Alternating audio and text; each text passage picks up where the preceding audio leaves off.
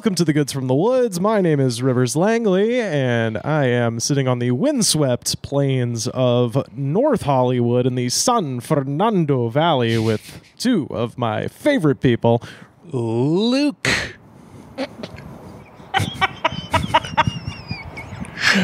No, I'm going to make you say your last name.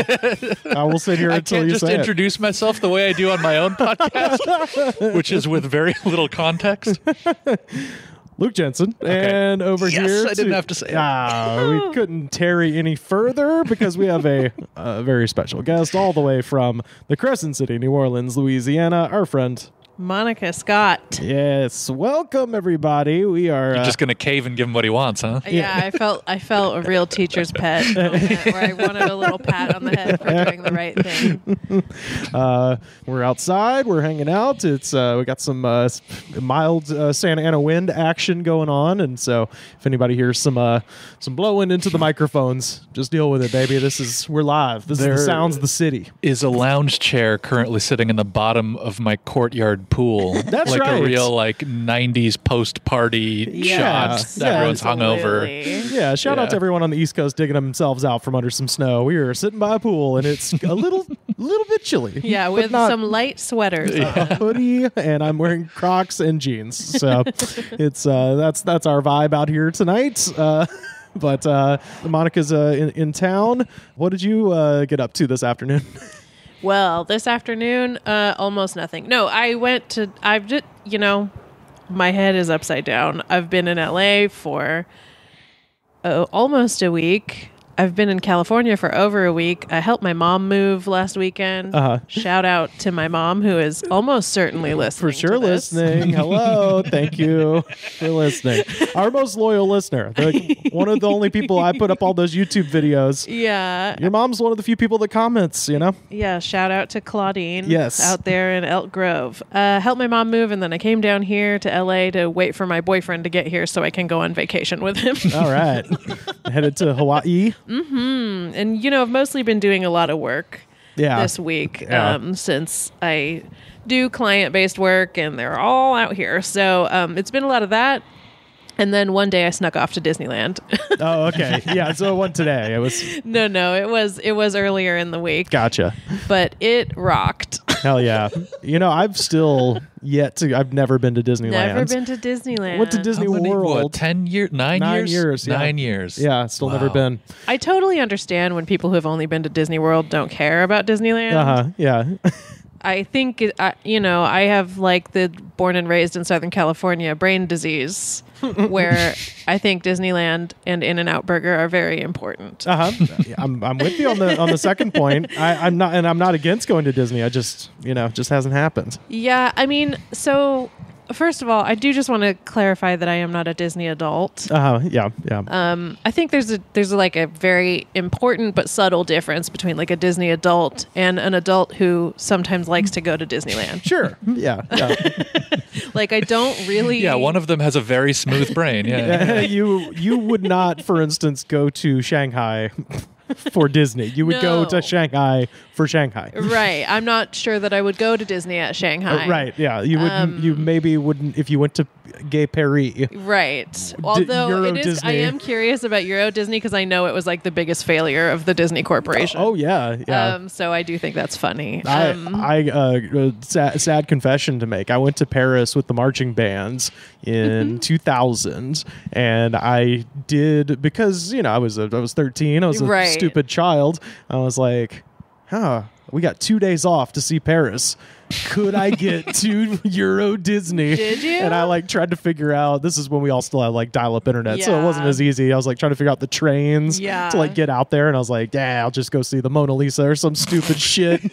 Yeah, Paris does not have a lot of stuff that would appeal to an American teenager. Oh no! Well, when I got there, I was, I turned into fucking Ernest Hemingway. Yes, I was like, course. oh, the art, the crepes. It was mostly, I think it was just they got big ass pancakes with Nutella on them. And that blew street my vendors just sell them to you on every corner. Dude, the Jamaican guys, I came back with 15 fake Zippo lighters. Hell yeah. Because the Jamaican guys next to the Eiffel Tower were just hey, you need the Zippo? I'm like, yeah, I like fire. I wouldn't even It's just like cool thing to have.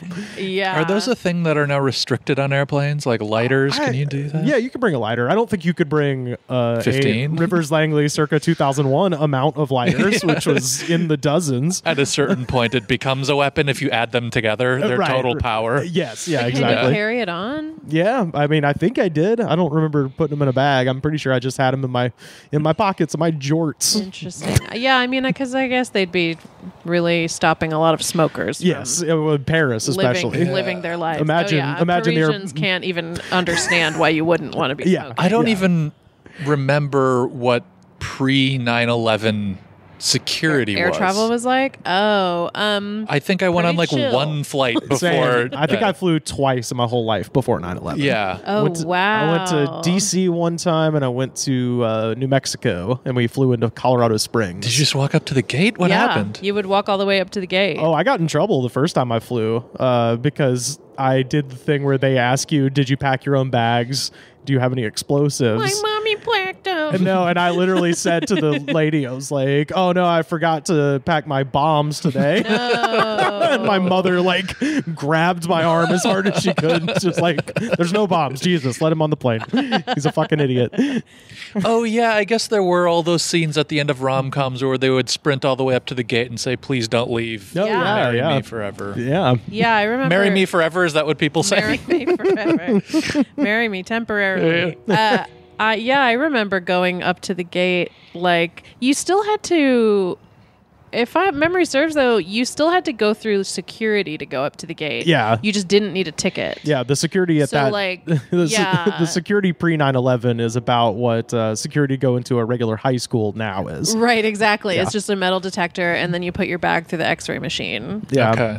But you didn't have to pull stuff out or take off your shoes or any of that. Oh, so it's pre-check. Yeah, Yeah. exactly. Best $85 I've ever spent. Yeah, I don't know why I haven't done that. Oh, it's the best. I roll up to LAX if I got to be on the plane at 8:30, I can roll up at 8:15 with utter confidence. LAX is like honestly pretty easy to get through. Yeah. For as big of an airport as it is, like it's They know it's big, so they like they get you staffed through really appropriately. fast. Yeah. So if That's any, I've like the Minneapolis airport's the longest I've ever had to wait to like get through Austin security. Airport for me is Yeah. like it's like they only they could have changed it because I haven't flown into Austin in a long time, but they used to just have like all the like terminals fed one security checkpoint. No. yeah, And it was that's like Atlanta a huge too. hall. Yep. And it was insane to try to get through. Oh my god. Yeah, that's ATL as well. When you go to Atlanta, you have to go Yeah. through one big ass checkpoint. It doesn't make any sense. And like after South by Southwest, Oh God, Oh, the worst people in the world that are all it's like hungover. full. It's full of like truly like all of the bearded musicians you don't want to be anywhere near. yeah. the lineup for the When We Were Young festival. Yeah. Yeah. But yeah, I went to Disneyland and wore my little mask the whole time. I was extremely safe and cautious. Just always have to say that so that people know we're not frivolous idiots. Yeah. But I got to see all the Star Wars stuff and I was really excited about it. And even though I don't have like the best knowledge of Star Wars stuff, I love an immersive zone. Yeah. Yeah. Absolutely. Do you have to pay more to go into that zone? No, That's included. it's just part of Disneyland. So I will say they changed Fast Pass, which did you ever do Fast Pass at Universal at Disney World? Yeah, I think we were the last time I was at Disney World was the year 2000, and I think that was Okay. literally like the first year they did it. The first year It of was the Fast new Pass. millennium. They were trying crazy stuff. Yeah. Aerosmith had a rock and roller coaster. I mean, still do, I think. So they changed the Fast Pass system to it's like called Genie Plus and Lightning Lane. And so What? so there's tiers. So first of all, you have to get an app on your phone for Disneyland, which is very unfriendly to non-smartphone users, which Right. like do exist. yeah. But then it's $20 on top of your ticket price. Yeah.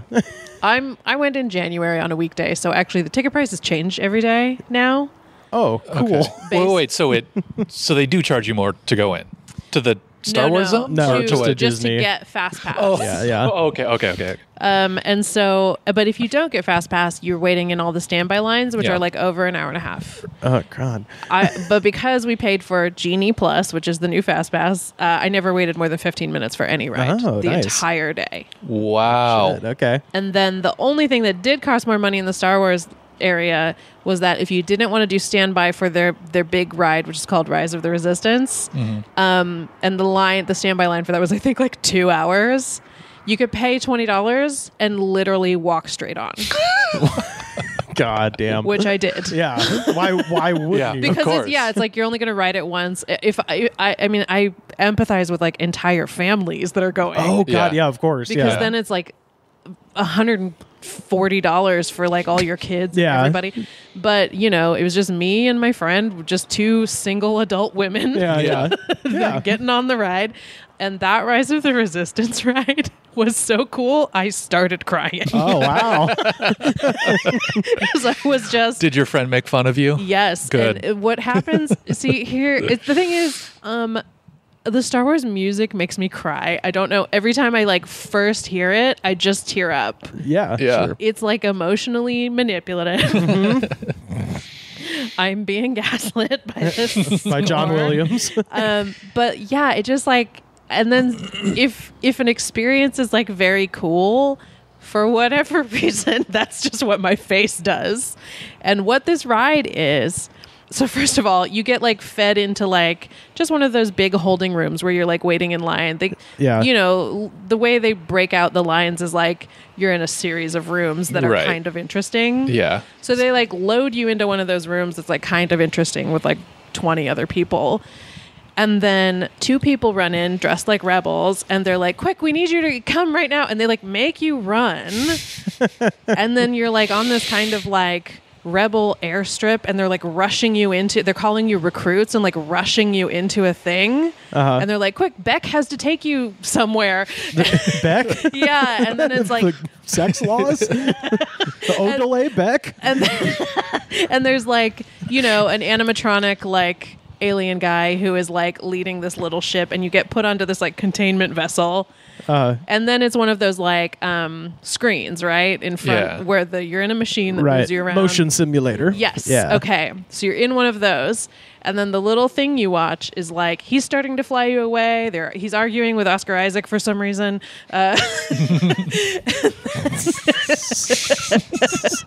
And then all of the actors from the new Star Wars movies are like in this, which I think is fun because if you have ever ridden the Indiana Jones ride, it's not Harrison Ford's voice and it's so distracting.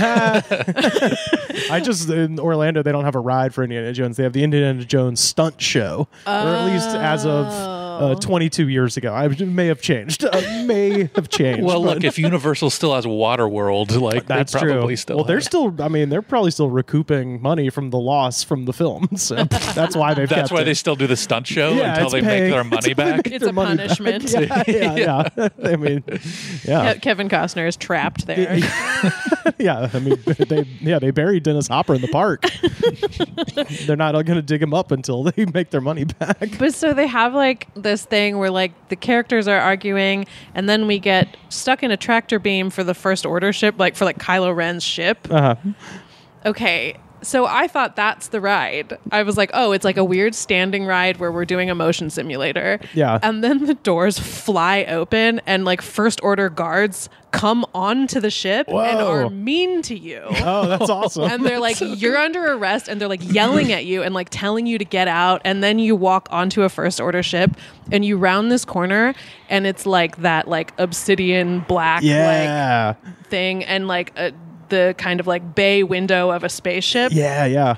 and stormtroopers as far as you can see. Oh, shit. And it's like they're obviously not people in those Yeah, suits, yeah. but every like fifth one is animatronic, so they like move. Oh, that's cool. and it just was like so overwhelming. Oh, man. and like the First Order guards are like pointing like things at you and like telling you to go and yelling at you and then like kind of like arresting you and putting you in groups.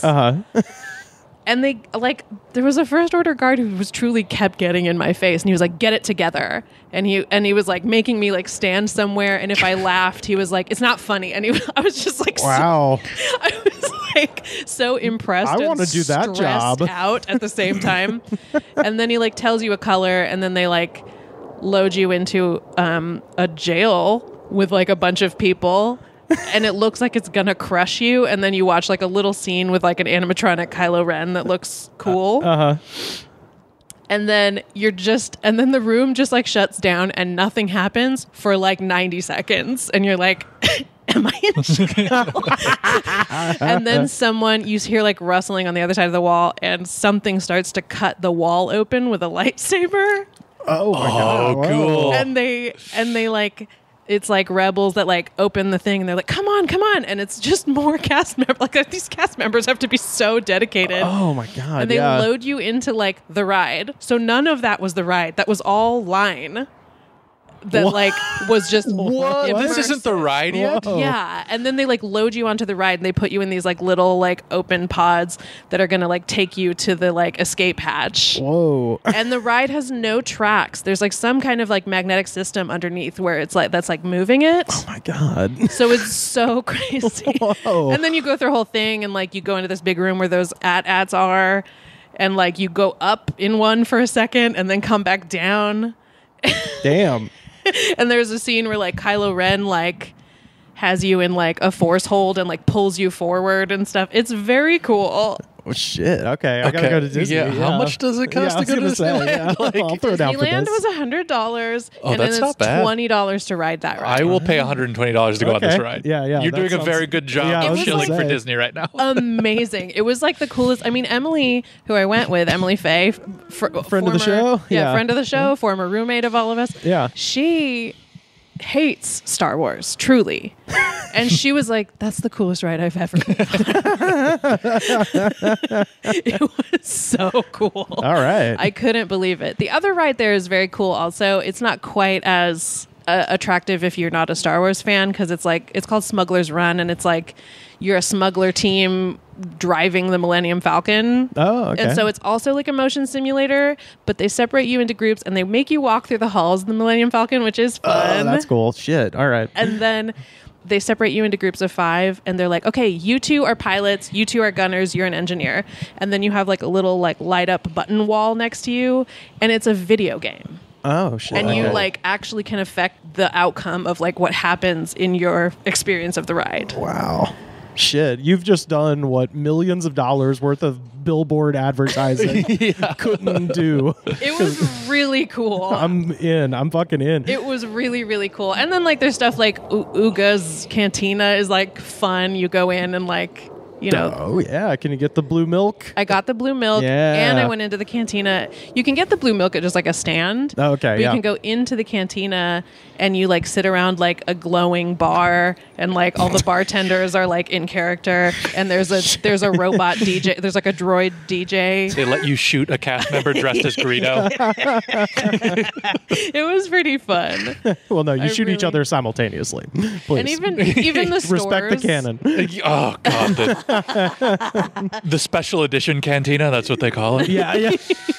It was really cool. Even the stores in that area were like neat. Like you could like build a droid. They had like a droid place. Oh, like yeah, Build-A-Bear yeah. thing. Yeah. Yes, and there's like a conveyor belt of parts that's just constantly running, and you like get to pick your parts and then take it, and then like a cast member helps you build your little droid. Yeah. The only thing I knew about that, you know, like that whole like Star Wars world they built was from picking up tours Yeah. down there, and it's always like, you know, prior to COVID, obviously, like it was always Australians. They're like, yeah, we had to split for the whole fucking. We had to pay for the goddamn droid, and then we had to pay for the goddamn. Droids are like $200. Yeah. Now you know how we're gonna have to buy a fucking bag to get the goddamn droid back to Australia. It's Yep. bullshit. Yep. Yeah, the droids are like $200. They also had like a Jedi temple where you could like Get the lightsaber. Get a I think lightsaber. Kill all the Yeah. children. Yeah. Be Anakin. Hell yeah. And also the food. I got some food in that area just because I was like hungry. It was like lunchtime when we were over there. Yeah. It was like legitimately good. Yeah? I got like vegan like like Mediterranean meatballs on a fresh herb hummus. Oh, wow. I was like, what the fuck? Disney's From the one time I went to Disneyland, what I remember is the food was actually pretty good, and they didn't. I remember it was like not as badly priced as I would have thought. Yeah, most stuff is like, you know what it does actually feel like to me is like food prices in the real world went up a lot. Yes. And they didn't really in Disneyland. They've kind of stayed the same. I so like remember there was a point in time where it was absurd. Right. Yeah. But now it's like, yeah, $9. That's I'm fine. sure it's because they have their own. I'm sure Yeah. they have their own like meat processing factory in some fucked up, tyrannical country. Yeah, but we're not going to think about that. Yeah. I don't want to know about the bummers. Delicious bummers. But everything else was cool. The rides were in kind of bad shape because this is the season where they repair them. Right. So like we went on Indiana Jones and he froze in the part where like not unlike Harrison Ford, the probably. boulder comes rolling towards you and he's on a vine and the car just stopped under him and the like animatronic just like stared at us while the boulder and no sound played and nothing happened and then the car just went down. Man, it seems like they stepped it up. Like I said, I haven't been to Disney. Disney World was, like 2000. So it's been 22 years, which is crazy to say. But so I'm sure they've stepped it up. But my recollection was we would always go at Christmas time, which now is a thing. But back in the 90s. No, that wasn't a thing. That was not a thing. And my mom did that very strategically because A, the tickets were cheaper. And B, there was zero chance of having to be going to any of the water parks.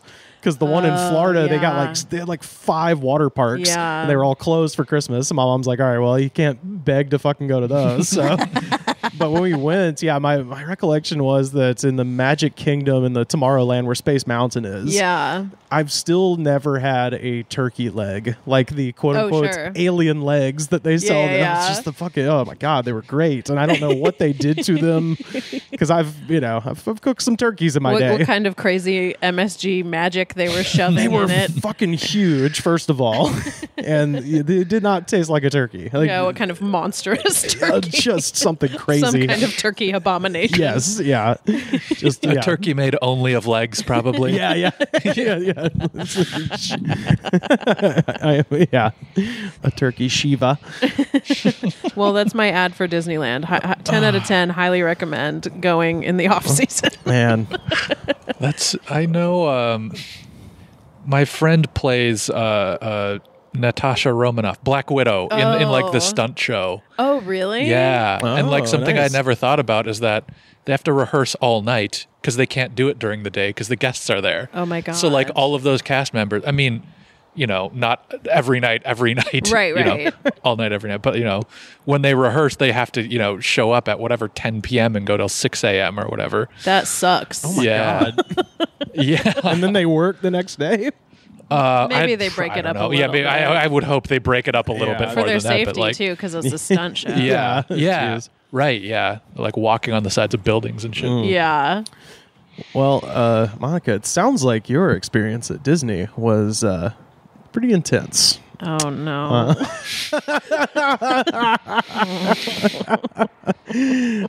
Wanted to say a very special shout out to our friend Justin Kapla, listening in the coldest city in the lower 48, International Falls, Minnesota.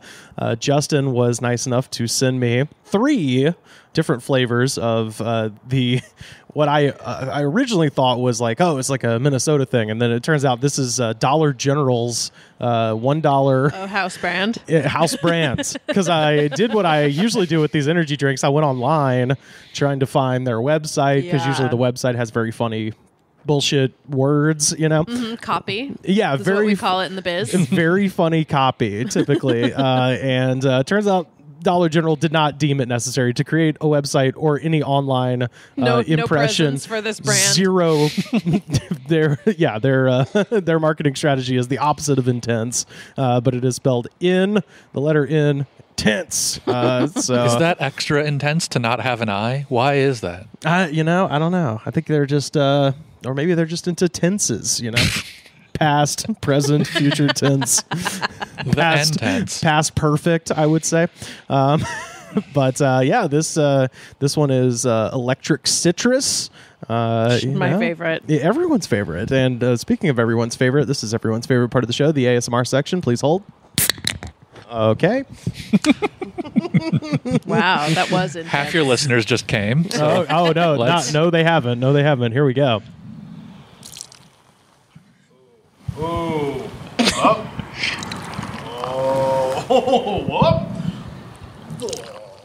Yeah. There it is. Oh, and you are pouring such a big glass of an energy drink. Hey, you don't have to drink the whole thing. This is a sampling for 9 p.m. But yeah, this is the electric citrus.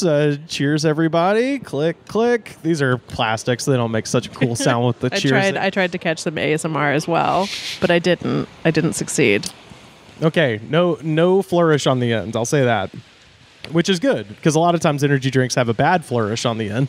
There is an incredible lack of an aftertaste there. Yeah, you're right. It Monica's visually reacted very strongly to this. You've winced. Yeah, it's more, I actually think the flavor is quite nice. Yeah, it's not bad. I more winced because I don't think I've had anything carbonated in a few days, and it hurt my tongue, does that happen to other people, or is something wrong with me? It makes sense.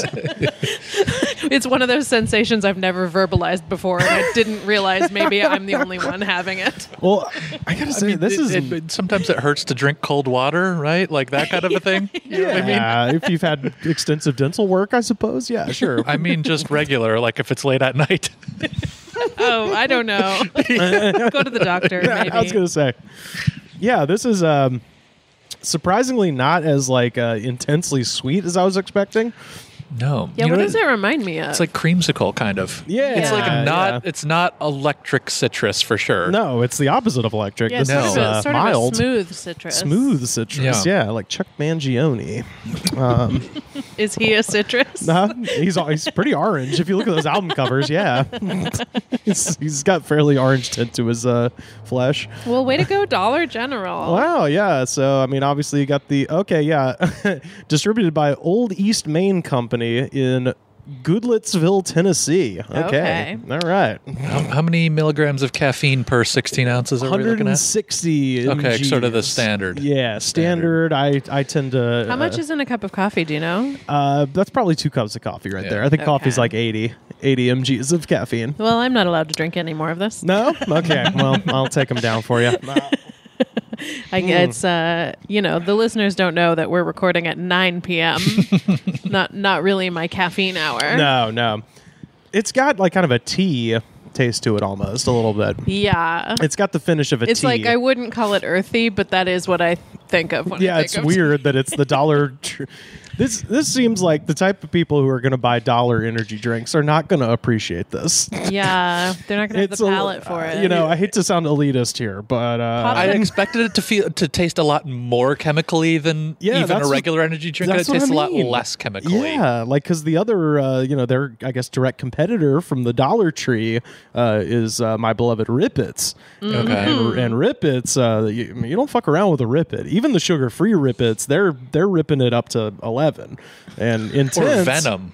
Venom is another. It's it's like Arizona iced tea where they print the 99 cents on the can. Yes, they do. Yeah. So they do that specifically to fuck over bodegas, so they can't upsell anybody. It's like kind of a dick move, actually. It's like let the mom and pop store charge them $1.20. How about that, you assholes? But yeah, no, I tried the Venom. What was it called? It was called the Mojave Rumbler. Nice. And that was their flavor we all know. That was we all have an expectation of heading in. Well, it just sounds like you're in the desert and you have to poop. That's the Mojave Rumbler. It's like you're out. I feel sick. I was out. Desert. Yeah. we were just outside of Barstow on the edge of the desert when the bubble guts started.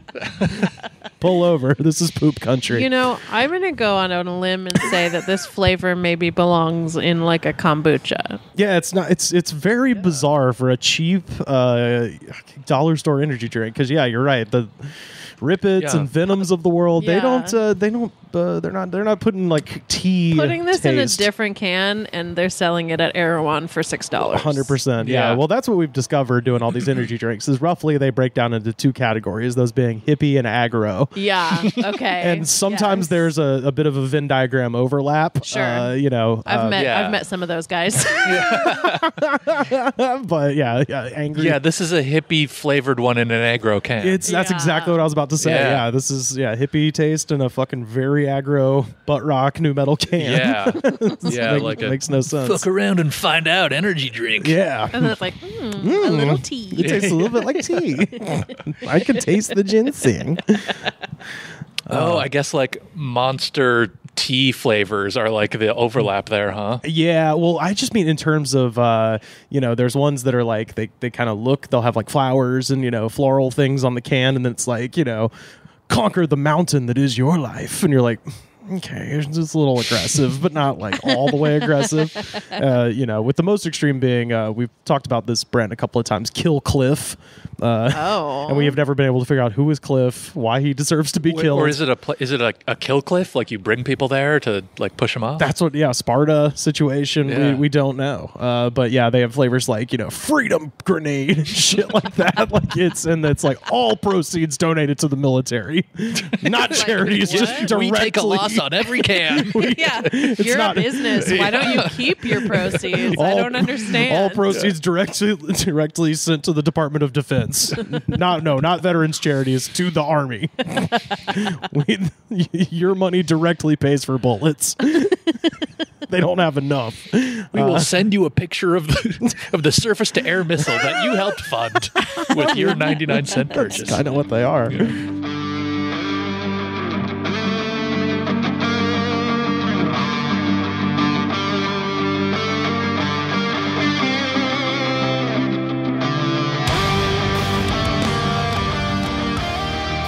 We're gathered on a bit of a sad day.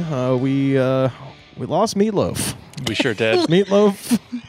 Yes. No longer with us. That is true. Meat Loaf has passed away at the age of 74. I only remember him from Fight Club. To Me be too. Honest, I don't have a cultural touch point for him. I remember Fight Club. I remember Club and the boobs. Yes.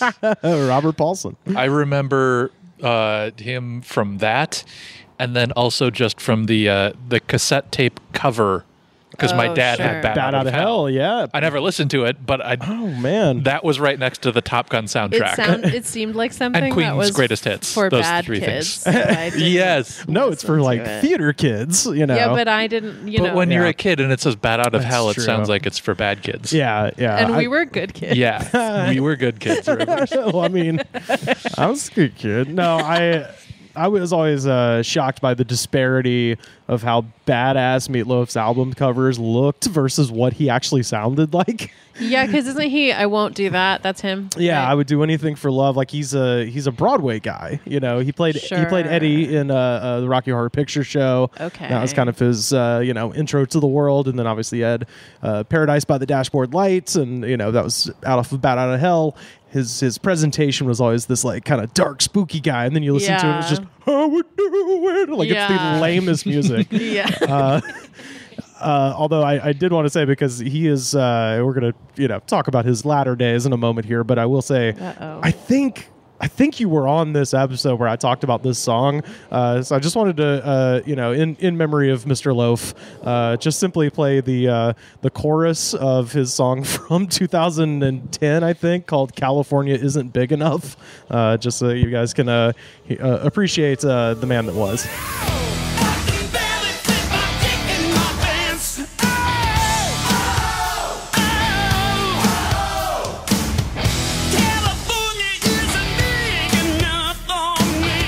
Yes, that's right. I can barely fit my dick in my pants. California isn't big enough for me. That's that song. That's ridiculous. Au revoir, Mr. Loaf. Mr. Loaf. But I did want to say that in May, and I think we talked about this on the show, Meat Loaf did post a clip of Eric Clapton's anti-COVID lockdown song. And speaking to the Pittsburgh Post-Gazette back in August, he told the interviewer, quote, I hug people in the middle of COVID. I understood stopping life for a little while, but they can't continue to stop life because of politics, man. And right now, they're stopping because of politics. That's not true. Yeah. He went on to complain about being asked to wear a mask on a plane. Quote, we had to go to an airplane with paper masks on the way. We got a Nazi being like, hey, get your mask on now. They're power mad now. Yeah, you know how flight attendants remind you of Nazis? And this is his final interview, by the way. And he said, oh, God, we're being controlled by everybody, he said. Yeah, I know, but not me. If I die, I die. But Wow. I'm not going to be controlled. So, Okay, well. So now he's going to be controlled by 6 strong men carrying him out of a church later this week. Did he die of COVID? Yeah, we think so. Yeah, not confirmed, but shit. his family is, everyone in his family has it, and they've all been tweeting about it. So Interesting. one must Okay. assume, yeah. So Louis Anderson also passed away, Oh, God, and I cried about this on the other earlier. hand, a fucking saint. Yeah, Won't- the best Yeah. man in the world. Won't hear a bad word about him. Yeah. So R.I.P. to Louis Anderson and Meat Loaf. Sorry you owned yourself. You know, I've never watched Baskets, but I was watching clips of it that people were putting up on Twitter. Oh my God. yeah. And oh my God, he's so good and so funny. Oh Honestly, yeah. On that show. when I was in the middle of watching Baskets, like when I first, I came to it after all the seasons were already out. And I would be driving and just thinking about Christine Baskets, and I would start crying. I've talked about crying a lot. I'm not this sad. I just am so emotional. There's something so like sweet and like that anyone could have played that character so mean. Yeah. Yeah. And it was like so loving and beautiful. Like what Yeah. a gift that we got that before. he Yeah. passed, Yeah. at He least. took home an Emmy for that too Yeah, in 2016. It's amazing. It's so good. Yeah. So That's yeah, I was reading about like him talking about that today too. Yeah. And you know, being asked about it and saying that like, yeah, I'm playing my mom. Like Yeah. I'm channeling her. Yeah. Like that's who it is. Like Yeah. that's why he's like I'm not playing it arch or like over the top. It's like very very honest. yeah, and so good. I want to read that book that he wrote that's letters to his mom. Because I Oh, think yeah, he yeah. lost his mom before he was maybe ready. yeah. Casey Rose Wilson has like a book of essays, and I think the first or second essay is about running into Louis Anderson after her mom died, and like running into him at a party, and she didn't know him, but he he starts talking to her just at this like fancy Hollywood party, and they're both sitting on a couch together, and he like just puts his hand on her hand and was like, oh, is your mother still with us? And she was like, no. And he just was like, well, I love her anyway, and like just says like all this really sweet stuff about her mom, and like asks her all these questions, and it's like, oh, it's just so nice he existed. Yeah. Yeah. Did you guys grow up watching Life with Louie? Yeah. Yeah. I loved that show. And of course, Coming to America, classic. He was in that as Yeah. well. Man. Yeah. Our shout out to a friend of the show, Josh Floorhog. I hope he's doing okay. That's Louie's nephew. Oh, and wow. he spent most of the quarantine with him at his house in Las Vegas. Oh, and, okay, that's good. love that man deeply. And so shout out to Josh. We hope you're doing okay. Yeah. Yeah. So that sucks. I was real sad about that. Meat Loaf, it was kind of like, buddy, you kind of earned that. Yeah. I had no reaction to the Meat Loaf news. I mean, yeah, he's a talented guy, but boy, you're a fucking idiot. But Yeah. man, yeah, losing Louis, that was tough. Yeah. So anyway, R.I.P. to Louis Anderson, and so long, Loaf. Yeah. It's been kind of like a crazy week. Like Bob Saget was like within the last week too. Yeah, And- I'm waiting for. We talked about this a week ago. Whenever he passed, I that there had already been conspiracy theorists. One of them being Hulk Hogan, saying that course. the vaccine killed Sidney Poitier, Betty White, and Bob Saget. And I was like, well, Well, I don't know. I would say the other two were in their 90s, so that was just pretty much could go anyway, anytime. Bob Saget, I think he just had a good old heart attack in his sleep. But so we'll see. We'll see if there's some conspiracy theories brewing about Meat Loaf, because he was a friend of Trump. So what do they say about him? he was on The Apprentice, Oh, so was he? He was, yeah. Meat Loaf was on The Apprentice and then became a big Trump guy. It is funny. There's just like an echelon of celebrity that I just will never know anything about. And Meat Loaf. What do you mean echelon of celebrity? Like, in this way? just like these types of celebrities that are like contrarian assholes. Right. And sort of like in a Trump orbit before the presidency. Yeah. That I just they just never even crossed my radar. Yeah. It's weird how many people that were on that show went on to be like Trump people. You don't think a lot about Dana White, for instance? No, I do not. I bet Vince McMahon falls into that category. He was already a Republican. Vince McMahon, as I've said many times, is if Donald Trump was as successful on paper as he claims to be, then he would be Vince, because Vince actually made all that money. Yeah. He's not like, he's like a shithead, but, But he's actually a Trump guy too, though, right? I'm sure. Well, you put him in the damn Hall of Fame. True, yeah. Trump's a big wrestling supporter. Matter of fact, weird that you perfectly segued me into this at his rally. I'm a great co-host. You're killing it, dude. At his rally last Saturday, Donald Trump, and I'm not making this up, came out to the Undertaker's theme song. Oh my God. For real. Which is for people listening that are not wrestling people, it is Chopin's funeral march.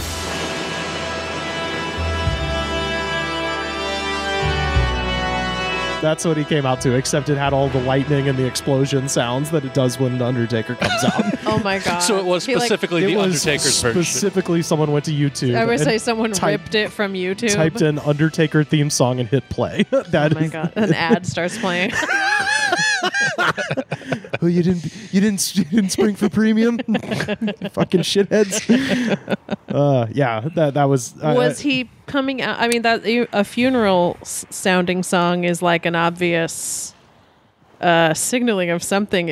Was he making a comment with I think he's saying that he is, he has become death, destroyer of worlds. Seems like a bad thing. Is this a good thing to him? No, I mean, I think... It's got to be him, like, I'm going to raise America from the dead or something kind of thing, well, right? he didn't comment on it. That's the thing, is it just happened. And what a confusing choice to the video, make us all wonder. Well, what was the name of the rally? Wasn't the name of the rally something like that, though? Or like, maybe. Save America or some shit? Something. Yeah, I just know that I saw the video. It was like just being shot on an iPhone in the crowd. And when it started, you saw so many people just looking at each other and be like, man, that's the Undertaker's song. Oh my God. It's like, God damn it. I tweeted this, but it's true. I was like, is he doing this to fuck with me personally? He's heard about you and he's coming for you. Honestly, there were so many times during that, and I'm sure everyone felt this way, where like he would do something where you're like, this feels personal. Well, you also can't play that and then not have the Undertaker come out. Oh, I know. Yeah. Well, the Undertaker's smart about Everyone's that looking shit. behind him like, yeah, fuck off. Where's the Undertaker? All right. Let me tell you about my family. Hey, here we go now, it's that time again. Let's take a look and see what's happening. Roller coaster ride, no surprise. It's like with Louie, Louie, Louie. Like with Louie, Louie, Louie. It's like with likable, lovable, completely huggable. It's like with Louie. I wanted to share this. This is from the Twitter account from the Midwest People's History Project at MPH Project. They shared a screenshot from an anonymous person that they received in their email from the company that they work for. So this is the email. Dear team, I'm sorry to inform those that haven't heard already, but our dear friend and coworker blank has passed away. To mourn the death of someone so dedicated, it is only natural that if you need a moment to grieve, please feel free to clock out and spend some time in the break room. what? While it may sound insensitive, it is important that we don't let our productivity slide. I think. Oh my God.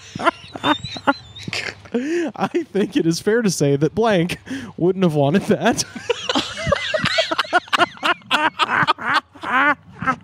What? Yeah, so the dead person is like, well, I mean, it sucks I'm dead, but like if your numbers start slipping, bro, you're an asshole, okay? I'm gonna haunt your asses. Also, as if that wasn't enough, also, please do not clock out while the store is busy, as this will add undue stress to the team. Oh my God. Did it say what business this is from? No, it's just a screenshot, and they've red markered everything out. If there are any issues with this, please contact me directly and do not discuss these issues with coworkers, as it may cause undue stress. Discussing this may result in immediate dismissal. You're gonna dismiss me? I'm not even allowed to take a break. So it's like, yeah, you gotta take a break, but only when we're dead. You have to clock out, so don't be crying on company time, and also don't tell anybody why you're crying, or else we'll fire your dumbass. And they leave us with a quote: "Unable are the loved to die, for love is immortality." Management. Oh my God. And signing that management. And that last line, by the way, is from Emily Dickinson, who famously worked from home her entire career. But yeah, it was just one of those mind-blowing things I've ever read. I mean, also like it's like a cartoon. I was just thinking about the time management probably wasted Googling a good quote for that. Yeah. Oh. Good so frustrating. Goodquotes.com. Quotes about death. Oh my God. Yeah. My friend is a mail carrier for the USPS. And shout out to our postal carriers. Paulo, what's up, dog? He got a little slip of paper. He posted a picture of it. I tried to look for it. I think he took it down, so I'm not going to say his name because I don't know. Maybe he doesn't want that. He posted a picture of it, though. And just a little slip of paper that he got that said, "Friendly reminder, you are forced to work on your day off," and then it had blanks for filling in the employee's name and the date that they had off that they were forced to work. So someone had to go through the schedule. Friendly reminder, you are forced to work on your day off, filled in the blanks, and then it was like a little like colon parentheses smiley face. Emoji 1.0. Yeah. Wow. They didn't even spring for the color photos of the little smiling face. No. Colon parentheses. Ooh, I love it. At least it wasn't, a semicolon. It wasn't winking. No. Yeah. Oh my God. Yeah. It reminded me of that letter. If you've seen the movie The Hudsucker Proxy. The head of Hudsucker Industries kills himself, and they come over the loudspeaker and say, "Attention Hudsucker employees. We regretfully announce that at 30 seconds after the hour of noon, Hudsucker time, Waring Hudsucker, founder, president, and chairman of the board of Hudsucker Industries, merged with the infinite. To mark this occasion of corporate loss, we ask that all employees observe a moment of silent contemplation."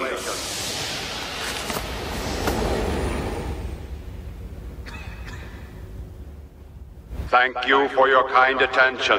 This moment has been duly noted on your time cards and will be deducted from your pay. That is all. They're, the Coen brothers literally like their slapstick fucking cartoon ridiculous movie. This happened now. Mm-hmm. That's so crazy. I mean, I loved it. Yeah. Businesses are insane. It's crazy right now, They're especially. really losing their minds right now. Yeah. Probably, hopefully for the best. I don't buy that they would fire anyone at most businesses that they're like, that's the thing, yeah. This will result in your termination. It's like, I fucking dare you to fire me. Yeah.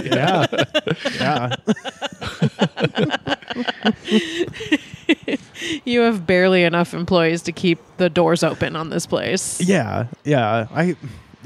Like I said, I think in the long run it'll probably be good, but like right now, it's fucking crazy. It's weird. Yeah, but wait, in the long run, what will be good? A bunch of people being like, "Fuck you, I'm out." Yeah. That rules, and unfortunately, I'm a member of many local news Facebook pages. Because that's my fun thing I do. Yeah. And every one of those ones that's like, oh, like if it's a business that shut down because they were, not willing to compensate people fairly. Right. Those comments are just like, no one wants to work, It's so stupid. It's like, yeah, you got to pay them to live, though. Well, and also listen, maybe I shouldn't even say this because I don't understand it fully. But that's how most news works now, so I think it's okay. You're a reporter. Isn't it like the employee shortage or the labor shortage is not real because it was businesses, it was like huge corporations that took out PPP loans. Yeah. And they need to be short-staffed in order to keep the money. Yeah, a lot of it put up like intentionally insane, impossible ads. Yeah, where it's like you need a PhD and 12 years experience, and it pays $11.50 an hour. Yeah, there is a lot of that going on. There is also a lot of market correction happening, where it's like, hey, maybe a town of 50,000 doesn't need 12 pizza places. Right. That's what it is in a lot of those cases. The government has been so business friendly. Going back, since the fucking 70s, right? That now it's finally starting to catch up, where it's just like, you're not entitled to own a restaurant, right? Just because it's your dream. Like you still have to be good at it. You still have to be good at it, and you have to, if make shrewd choices, etc. Yeah, exactly. I love a fuck you, I quit Twitter screenshots. That's my favorite thing ever. Where it's like, hey, I need you to come in on Sunday. I know we said that you could, play with your son, but no. Have you ever seen the TikTok videos that sometimes I think make it to Twitter where it's like a Walmart or Target employee quitting over the loudspeaker? Yeah. Hell Dude, yeah. I've seen like 10 of those. They rock every time. They do. Attention, all Walmart shoppers, associates, and managers. My name is Shauna from Cap 2, and I just want to come on here and say Henry is a racist, stinky prick. This company fires black associates for no reason. This company treats their employees like shit, especially Cap 2, and Jimmy from Sporting Goods, Joseph the cashier, Larry from Garden Center. You are all perverts. And I hope you don't talk to your daughters the way you talk to me. Shout out to Ariel. Fucking love you for getting me this job a year ago when I needed it most. Fuck the managers, fuck this company, fuck this position, and fuck that big lazy bitch Chris Price. I fucking quit. I love it. And it's like they always read true to me because you can hear it in their voice. Totally. You can hear like the true anger when they're calling out specific people's names. Yeah. You're a fucking creep. Fuck you. You did this. And then they like hang up the phone. It's so good. Oh, man. I've been watching The Sopranos for the first time. Oh, yay. Yeah, I never watched it because I don't actually trust when only men tell me a show is good. Oh, sure. Why would you? and that was always one that I was like, only men are telling me to watch this. I'm not convinced I'll like it. But turns out the men were right. It's really good. Hey, we got one. You guys were right about that one. Put a check in that win column. Well, we have some other opinions we should tell you about. I don't know if anybody's told you. Look, what you don't get about UFC is... But I was thinking about... like what the characters would be like with vaccines and with COVID and stuff. And my favorite realization I came to is how much of a PPP loan scammer Tony would be. Oh, God, yeah, the bada bing, yeah. All the businesses, all of them. Get your fucking masks on. He would get a piece of everyone's PPP loan. Oh, yeah, absolutely. Oh, man, I'm sure there's funny. I'm sure there's a great deal of that going on at the moment. Yes, absolutely. Oh, man, it's a fun mental game. It's honestly a fun mental game to do with any show. Sopranos is Carmela has so much hand sand. Yes. That's what I think. But I do also think she would question the vaccine. Yeah. Oh, yeah. And maybe like turn to her church. Yeah. Okay. So she starts off really hardcore. Yeah. And then gets involved with like a yoga group. Yeah. And then goes full QAnon. Yeah. I could definitely see Carmela going QAnon. Christopher wouldn't get the vaccine because he thinks it's for pussies. Yes, that's true. Polly would get the vaccine too early, and it would like be wrong. Like he would steal it from an old person. Yeah. Yeah, that's right. Yeah. Meadow would just be a nightmare in general. Yeah. About everything. That's true. That's kind of Sorry, Meadow. Junior wouldn't get it until like his doctor made him. Yeah, that's Junior true. would like have some stupid reasons why he thought you shouldn't get it. Janice was already QAnon. Oh yeah, Janice is so anti-vax, it's crazy. Janice is patient zero of the anti-vax movement. Janice is the one that gives it to everybody at Thanksgiving. Yeah, Janice kills What the fuck, Janice? everybody. Janice gives it to Junior and he dies. Yes, that's right. Yes. And Bobby Bacala gets it behind Janice's back. Attention all shoppers, associates, and management. I would like to say to all of you today that nobody should work here, ever. Our managers will make promises and never keep them, and not only that, they will preach to us about how they care about their employees. But about a month ago, my boss, assistant manager Cora, called me a waste of time and management did nothing to help. Management will also try and save money every step of the way, including cutting benefits of a full-time associate down to part-time, even though he worked 40-plus hours a week. I've been a loyal employee here for over a year and a half, and I'm sick of all the bullshit, bogus write-ups, and my job. Fuck management, fuck this job, and fuck Walmart. Got a story from Carlow, Ireland. We don't have all the details, Okay. but depending on one crucial detail, this is either hilarious or really fucked up. So we'll see. By the time this episode comes out, who knows if this will still be funny, but right now, caught me real funny. Last Friday, a man entered the post office in Carlow, Ireland to claim an old age pension on behalf of another man, at which point he was told that the pensioner would need to be present to collect. Sure. He later returned with two other men, including the pensioner, to claim the payment.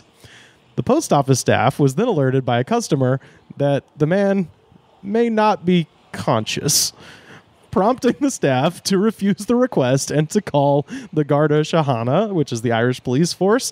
Once the men realized that the jig was up, they dropped the body and fled. The elderly man, oh my God, 66, was pronounced dead at the scene.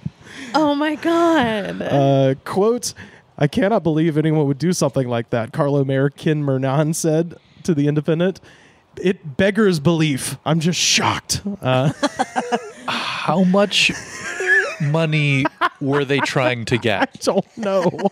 Yeah, what is a pension? It can't be that much, right? Like it's just one pension payment, Right, so it'd yeah, be they like were a couple trying to- $100. Can't be that much. Yeah, like I assume they were just like trying to cash the check or whatever.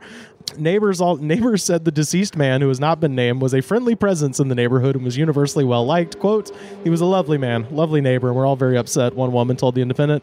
The Garda confirmed to the Irish Times that they were investigating the incident with a focus on determining the man's cause of death and time of death. And authorities have not released the names or camera footage, but they were believed to have been captured on the store's CCTV. So, Oh my God. cannot wait to see that. Oh my God. When Listen, when that joint drops, It's sad. It's sad. But it's always funny when someone tries Weekend at Bernie's. I mean, yeah, that's what I mean. In real life, just to see it. Like, it's funny that they were that dumb. The staff in the shop are very shook up, local councillor Fergal Brown told The Independent. Man, these Irish names. "I'd like to offer my sympathies to the man's family. It's a bizarre and upsetting situation." So, like I said, this is either if they killed him. Then that's Irish people horrible. all have the name of hand puppets, it seems.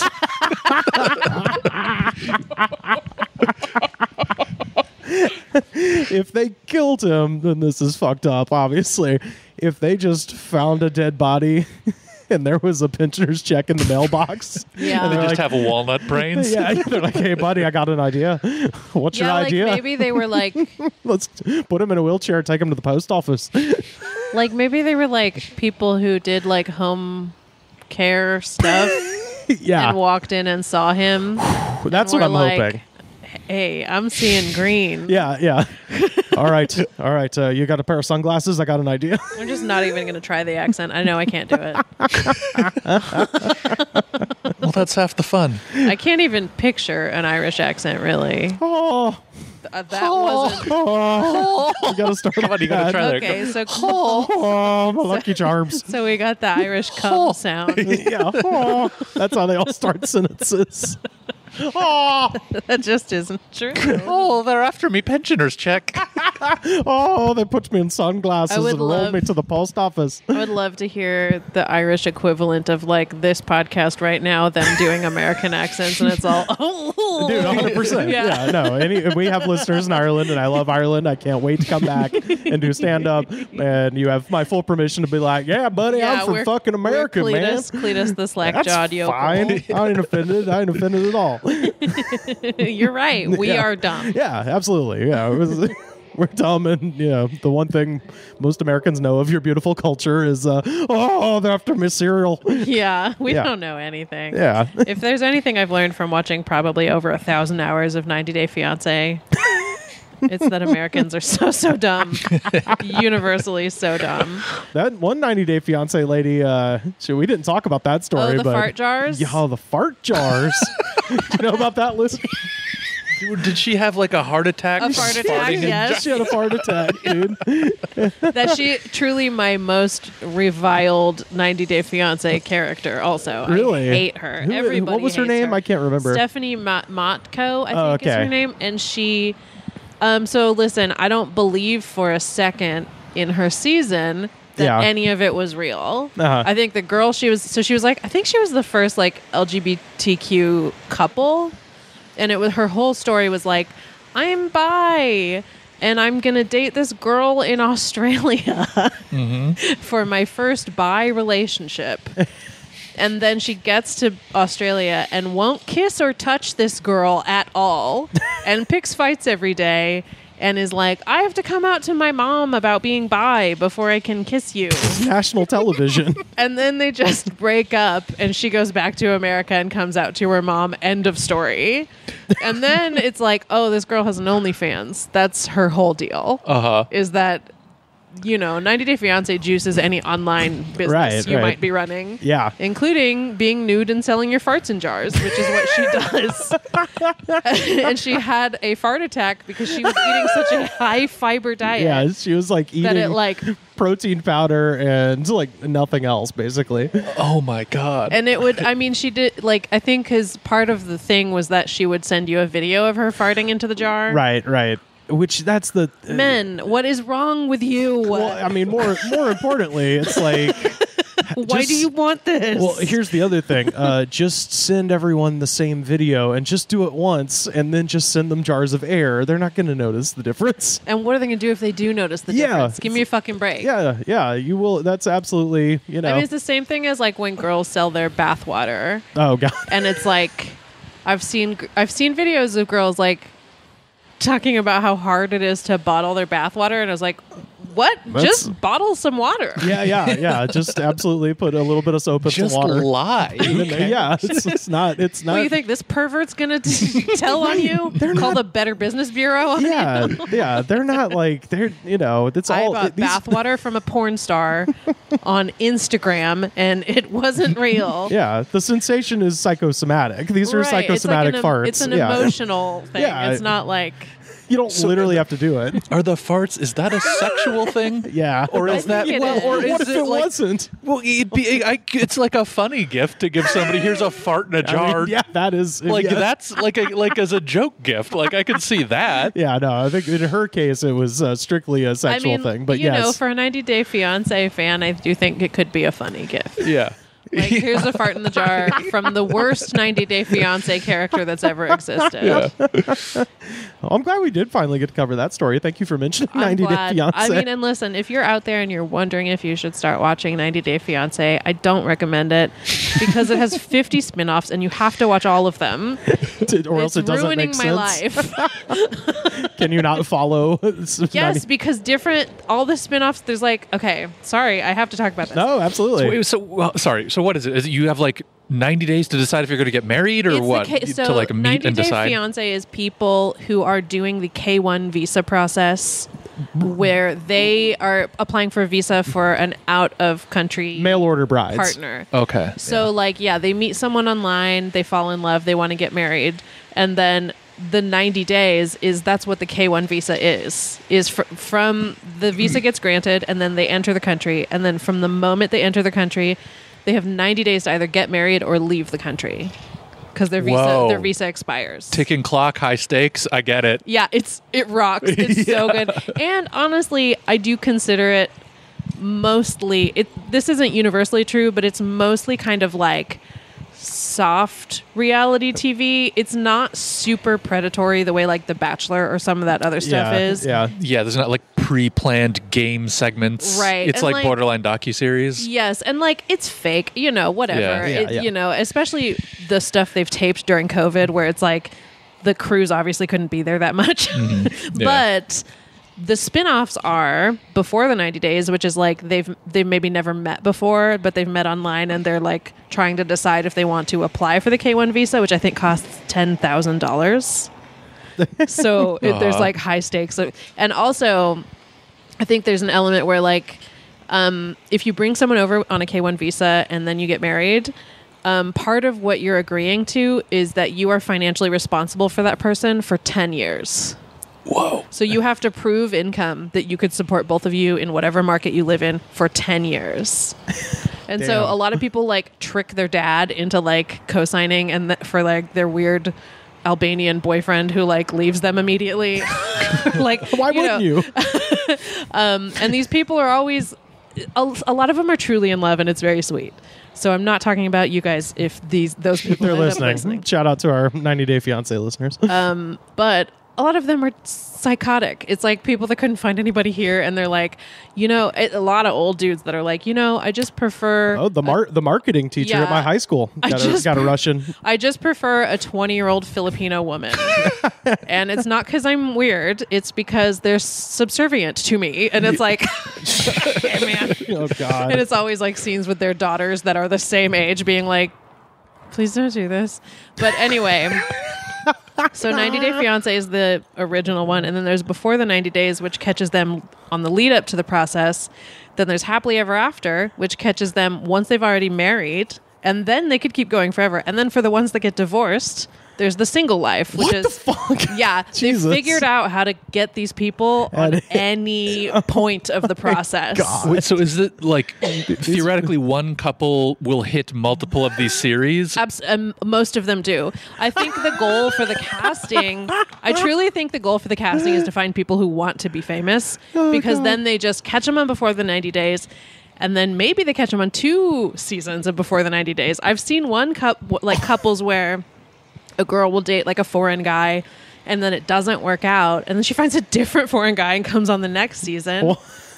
And then eventually it does work out. And then now they're on 90 Days and then they're married. I've seen people span all of this. Yeah, I was going to say, this could turn into 900 Day Fiancé. It's insane. And it's very enjoyable, but you have to watch all of them because stuff will happen on one with one couple, and then you'll be watching The Single Life and be like, wait, did they get divorced? I missed a season. And you have to like go back and figure out what season that happened on. Oh my God. So wait, so has this been running for like 20 years and you're seeing people like it's been evolve running in for different... like 6 years. I was going to say, it's like a relatively new phenomenon. Yeah. But 90 Day Fiancé has 9 seasons. Jesus. Okay. And that's just the original. Yeah, I was going to say, didn't they just do some kind of like real world road rules or some like real world reunion from like one of the first few seasons, and they're like 20 years older now. Yeah. And they're like middle-aged and older. I was going to say, like senior citizens. First season of Real World was like 1992 or something. Yeah. So it'd be fucking grandparents at this point. Yeah. It's like the new Jackass movie, which I can't wait to see, but I don't want to watch them hurt themselves. Well, they got new people. Yeah. That's that was a good move. I was noticing in the trailer, I was like, oh, there's a lot of younger people in this, which is probably the right. I'm worried about Johnny. I don't want him to. It's important to me he doesn't die. Yeah. Well, they finished filming, so he's still hitting. Well, he's going to be in the Royal Rumble coming up next Saturday. Is he? Yeah, he's officially entered into WWE's Royal Rumble 2022. Okay, so I now continue to worry about. Well, he's going to get the it's a 30 man battle royale, so I suspect he will be thrown out of the ring in a very funny way. Yeah. I love him. Wouldn't be too worried. It's one high spot. I love all of them. He's definitely got one high spot left in him. I met my love by the gasworks wall and dreamed a dream by the old canal and kissed my girl outside the factory wall. Dirty old town, dirty old town, dirty old town, dirty old town. Have you guys seen The Last Duel? No, not yet. It's on HBO Max. I loved it. I loved Matt Damon's Theo Von haircut the most. He looks exactly like Theo Von in the trailer. It freaked me out when I saw the trailer because it took me a minute to realize it was Damon. I legit was like, Theo fucking Von is in this? But it did lead me down a little rabbit hole on Wikipedia because after I watched the movie, I wanted to know about the events that it was inspired by. It is inspired by a true story and got me to, one of my favorite things on Wikipedia is the lists. You know, they got long lists of things. Yeah. And this was just a list of famous duels. Wow. And I read that for about an hour and a half or so because they had famous duels in every country. Oh, wow. So you could just go down and be like, 1632, these two guys were mad at each other in England. 1979. What? Still? Yes, in the Philippines or whatever. And that led me to this. I wanted to read this. This is from jerrywalton.com. It's a historical website. Why Ben Affleck and Matt Damon didn't write this is the movie, I don't know. But so Frenchmen are well known for defending their honor by dueling. In fact, according to one historian, quote, duels did not always end in death, although too often they did. The practice among nobility of wearing swords as everyday dress facilitated these kind of encounters. The slightest pretext was used as an excuse for a duel of honor. The practice became very popular in France, where during the reign of Henry IV alone, more than 4,000 Frenchmen lost their lives in duels. Oh, my God. So that's just during one king's reign, and that was an 18-year period, by the way. During the reign of Louis XIII, it is reported that the orderly conversation in the morning was, do you know who fought yesterday? And after dinner, do you know who fought this morning? In a 20-year period, 8,000 pardons were issued for murder associated with duels. Oh, my God. So the shit was legal. This used to be... And this is the movie. All right. I'm sitting here with an accomplished screenwriter to my left and one of the most creative people I know to my right. Let's fucking make this movie. So, with all the duels, perhaps the most bizarre duel that ever occurred between Frenchmen happened in 1808 when Napoleon Bonaparte was the emperor. It originated over a celebrated opera dancer at the Paris Opera named Mademoiselle Tirvette. And she was being kept by Monsieur de Grand Prix, but became involved with Monsieur Lapique. Both men laid claim to Tirvette's heart, and it was decided that the only way the men could possibly resolve the situation was with a balloon duel. What is it? What does it mean? To ensure it was fair, the men constructed identical balloons. Constructed? Like hot air balloons? Yes. Okay. Hot air balloons. They also decided to use blunderbusses, which is the big rifle that just shoots anything you put into. This is the coolest thing I've ever heard.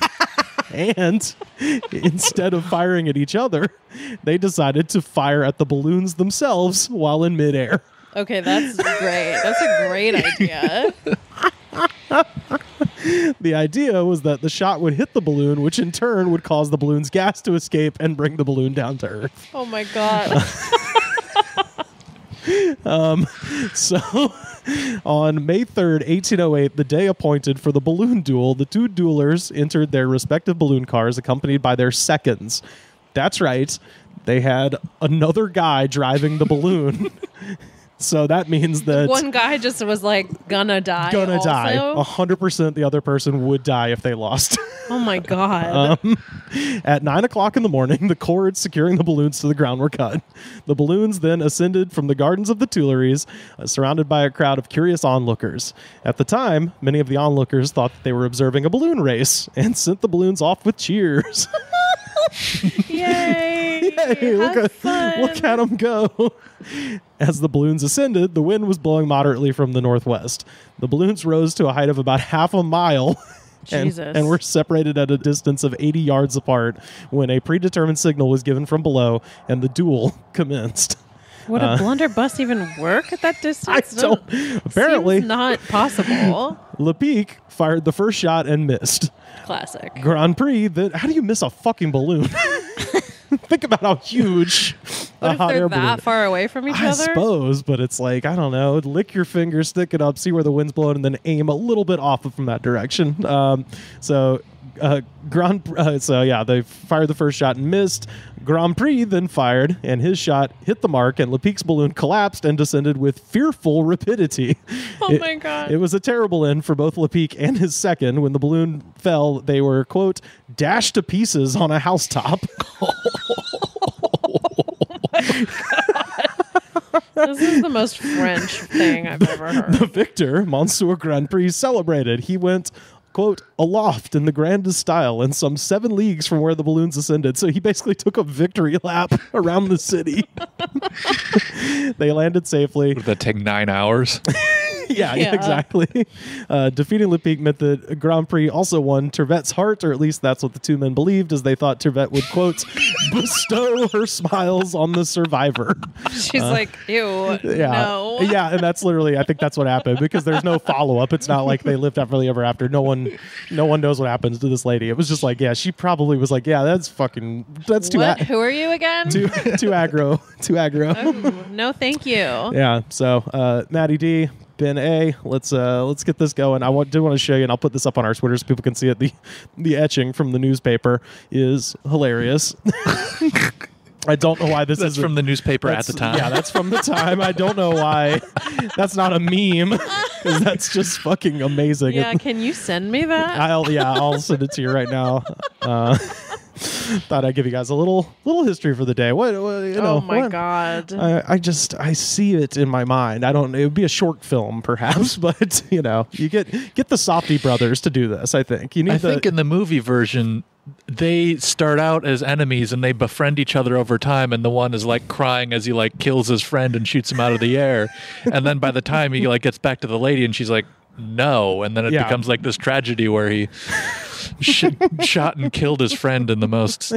This movie definitely has one of those titles that's like super long, yes, and like on the nose. You know what I mean? Yeah. It has to. The tragedy of the balloon death in Paris, France. Right. Something. Yeah. You know what I mean? Like the man who killed Adolf Hitler and the werewolf, or like whatever that movie was that came. Like one of those titles. It killed Adolf Hitler and then Bigfoot. Yeah. I just feel like fancy French men. They did nothing for themselves, right? I just feel bad for the second. Yeah, it's like, and the second is probably just some like man who had no choice. Right. Yeah. Like you're just staff in some rich guy's house, and you literally have to do anything he says, that's the or thing. be put to death anyway. Yeah. Yeah, that's the thing. I'm like, the second is the one that like interests me. Maybe that's what the movie's about. is the footman or whatever who has to go up in the stupid balloon and be like, well, you better win this. You fucking idiot. Oh God, I just love that so much. But yeah, check out that Wikipedia. The French are really best duels. really some cool stuff in history with the French.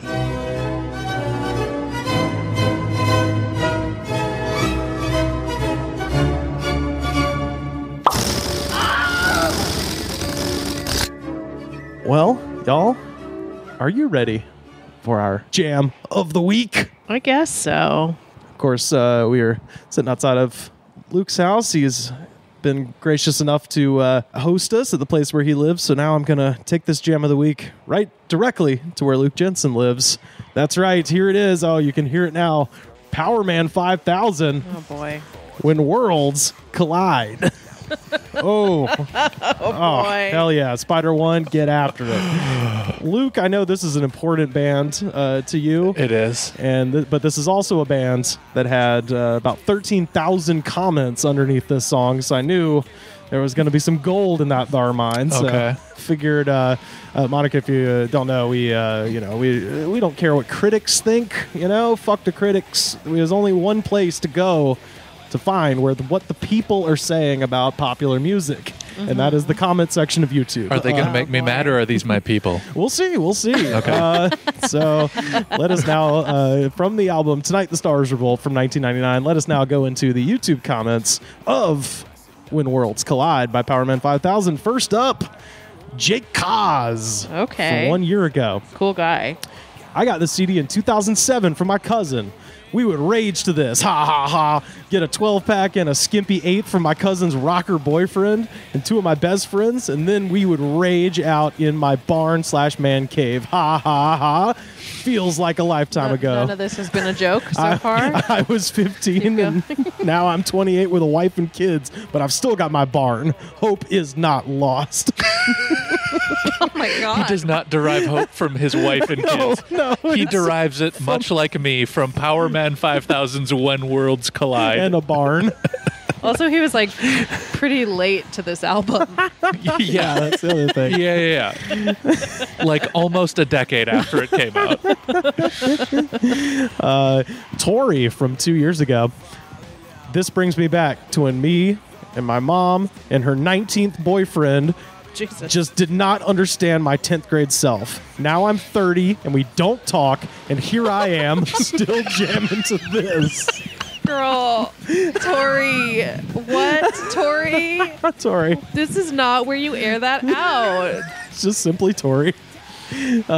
So how do I get in contact with my wife now? Like, Hey, Tori, I'd love to talk. it's me, your old 19-year-old boyfriend. This guy's speaking of, the video itself, which has a very heavy sci-fi theme where Spider-One battles a monster with a laser ray. So this is responding to that. Cordo the Artist from 5 years ago. Man, as a kid, I watched this video and I saw that damn monster and I couldn't sleep for nothing. Now, I'll bitch slap the hell out of that monster. Let's go, Power Man. It's overcoming the fears. This is growth. I'm trying to figure out what brand of shirt he has on. It's tight. We know it's tight. It's a tight shirt. Whether he has the body for it or not, it's tight. Yeah. It's not. This isn't. I don't think this is an affliction guy. No, it's like something sort of parallel, but maybe a little bit like a Walmart affliction. Yeah. Tap out from JCPenney. Tap out. Yeah. I could see tap out. Firestream 93 from 1 year ago. I was at a strip club in Destin, Florida one time. One of the women had a pretty heavy song that she was dancing to. I couldn't recognize who was singing, so I asked her to find out the title of the song for me, but she never did. Oh well, that's crazy. I go to a strip club to see naked women, and I'm worried about getting the name of a metal song. That's my fucked up life. LOL. Was it this song, or is he that doesn't just say. Just in was general. listening to this song and thinking about that memory. He's been looking for that song for years, and this is the closest approximation. It's sort of interesting, the comments that are from 1 year ago, because it's like, so in January 2021, when we were all starting to feel our first glimmers of hope. Yep. That's they what, came back to this song. That's what you were up to. Yeah. Reminiscing on a weird missed opportunity stripper moment. Scythe Cow from 11 years ago. My 2 previous girlfriends had D's and double D's respectively. Congrats, bro. I would often smush their breasts together and yell, "This is what it's like when worlds collide." Oh, this is okay. This isn't real. Yeah. And then he says, "I don't think they got it though." That's the last part makes me think it's not a joke. They sound like real women for sure. That sounds like something that really happened with real women, and not maybe you are a 10-year-old with a YouTube account. Diane Tovell from 2 years ago. She's gonna hate it. I know it. I love my wife. I wish I had stayed. Stupid. But when people, parentheses, evil people, want to fuck with your life, their alliance should you fight or lay down and accept it. Diane. That's so dark. That's just like the thing when sometimes when older people are online, they don't have the filter in their brain. They because they weren't They didn't grow up with online. Yeah. So it doesn't occur to them that like you shouldn't say some dark cryptic shit for no reason because it's weird and everyone is concerned. Yeah. That's the vibe I'm getting. This one's a poem. Maria Magdalena Radu from 4 years ago. Oh, what a romantic name. Where are you going? You are my mind in dust. Fuck you, swore. Eternally in century. New spring year. I mean... This is what it's like with Bob. Yeah, this is a Powerman 5000 song is what gave her that. This is an inspiration to some people, you know? How do people use the comment section just of videos now at this point? I'm just questioning. A lot of we're gonna get some we got some misconnections coming up. I mean, there's a lot of just strange things happening in these comments. Do they think this is just a general discussion board, I guess? Yeah, there's a lot of that happening. There's a lot of, we think, text-to-speech or speech-to-text happening, you know, where people are just saying things into their phone. I also wonder if there's a lot of, like, English translation to... Yes, well, and we also assume there is a fair amount of Russian communique happening in comment sections, because there'll be things in English that don't make sense, but if you were to maybe translate them into a code, then you're like, oh, maybe that's some spies. Drama. You know? Yeah, definitely. That's where the spies hang out in fucking YouTube comments of a 20-year-old song, 25-year-old song. Bloodbath from 10 years ago. I fucking remember these guys. They played one of the Ozfests I went to. Tore the place up. Ironically, it was the best mosh pit ever. But also... Why is it ironic? The only mosh pit I've ever got in. And I got knocked out twice. So, good memories. I'm picturing his facial hair right now. It's definitely a different color than his hair. Yeah. Lawrence Grafeo from 7 years ago. Fuck any ad that makes me sit through 30-second commercials on YouTube to watch a 4-minute video. Oh man, people are so... Fuck Stella Artois. Fuck them in their big fat ass. Give me the option to skip after 5 seconds, Stella Artois. I actually watch the shit that I'm interested in. Yes, it took me 2 minutes to write this. I have copied it. Look for it elsewhere on YouTube. Heineken and Guinness, bitch. Bro, YouTube is free. You are getting this for free. What do you think is happening? Why are you entitled to the Powerman 5000 video? Just gets the premium. Yeah. I guess that's 7 years ago. I don't know if premium get over existed. it. You have 30 seconds, you fucking loser. Yeah. I got 2 more. Did people used to like scream at their radios because they played ads? Yes, I'm sure they did. Yeah. What? You're interrupting getting the lead out? Did people used to turn on ads the way they do now? I feel like no. I feel like they were so grateful to have an entertainment. Yeah. Well, probably for like... I think maybe it's just like the fact that it's like on demand now. And I think it's like messed up people's brains about like what can be expected of free entertainment. Yeah. Yeah. It's like you're not tuning into a stream and like the stream is going to have ads in it. It's like you're clicking it and then that like is... It feels like you're triggering the video, like you're triggering the ad to play. Yeah. Which you literally are, but you know. Oh, there's always ones that are like, how dare Joe Biden run an ad in front of this when I'm watching it? And you're like... It's like, he doesn't know. Nobody... Biden's not like picked this. fucking with you specifically. Yeah. These are algorithmic. They paid for ad time and it's sending it to you. The algorithms are, at one point can be like super like creepily close. Yeah. And then at other times can be so on the nose that they're wildly off. Yeah. Right. Although sometimes I wonder if it's like them buying ads for the opposite type of person to try to reach. Oh, well, that you know what I mean? Like the targeting. That seems like it would be a waste of campaign money, and no one does that. Well, what I was going to say, I remember like I bought a mattress and then I started getting ads for mattresses, and it's like, that's not how I'm done now. I finished the transaction. I'm done. There's no... I don't collect mattresses. Yeah. Like, oh, well, that's just one looking at your credit card and shit. Like if you go to the store and buy grapes with a credit card, or maybe that's a bad example, but you know, if you go to the store and then Big Grape is Big Grape is coming after you. If you go to the store and buy like chewy granola bars, all of a sudden you're like seeing the ads for them. You're like, I already got them though. Yeah, you guys did this wrong. Yeah. Well, yeah, no, but that's right. But like with big items like that, it's like, yeah, I understand why this happens. Like, yeah, I Googled mattresses or whatever, but it's like, it's over. Like, yeah, give up. It's Go over. away. You're too late.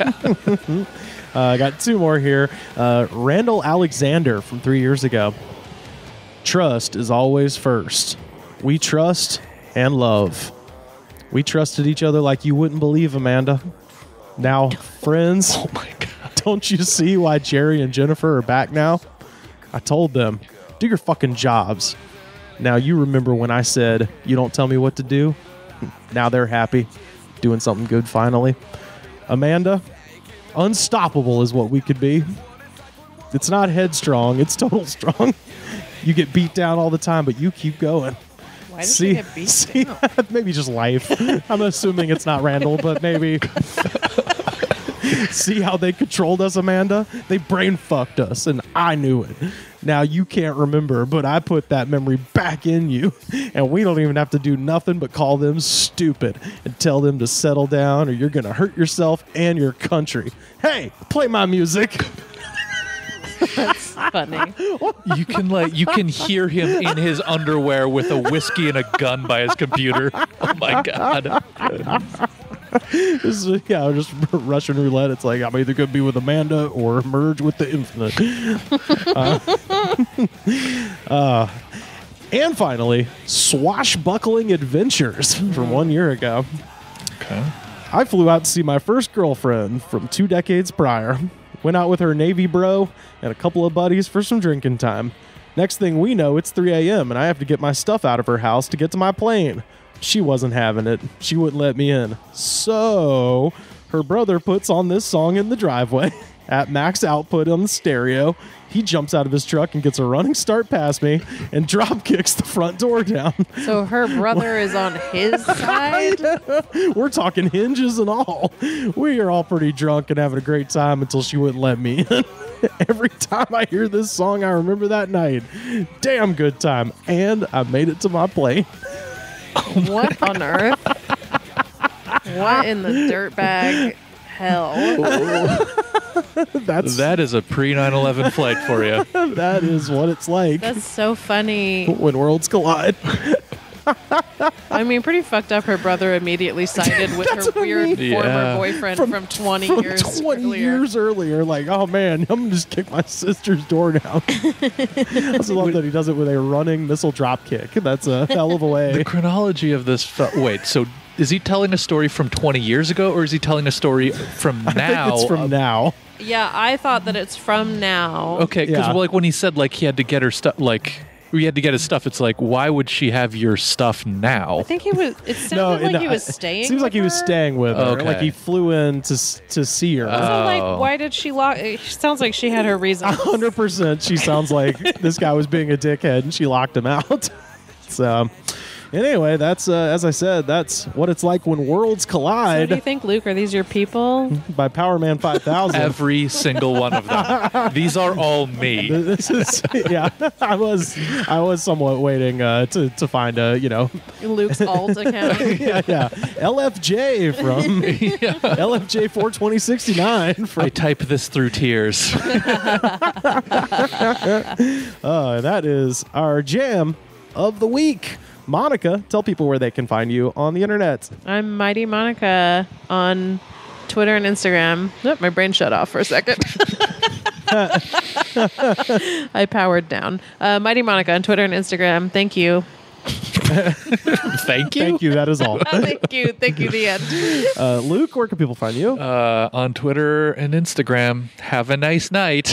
Yeah. Are we doing that? Yeah, we're the good kids. Yeah, Goodbye.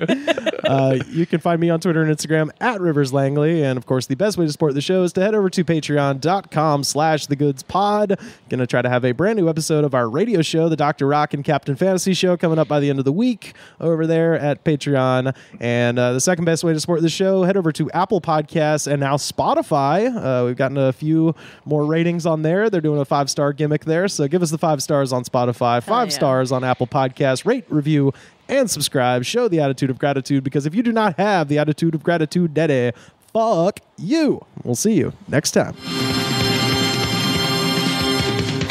The Goods from the Woods was recorded and edited by me, Rivers Langley. You can find our show on Twitter at The Goods Pod. Our theme song was composed by Jonas, the Space Cowboy. This was a Brain Freeze podcast.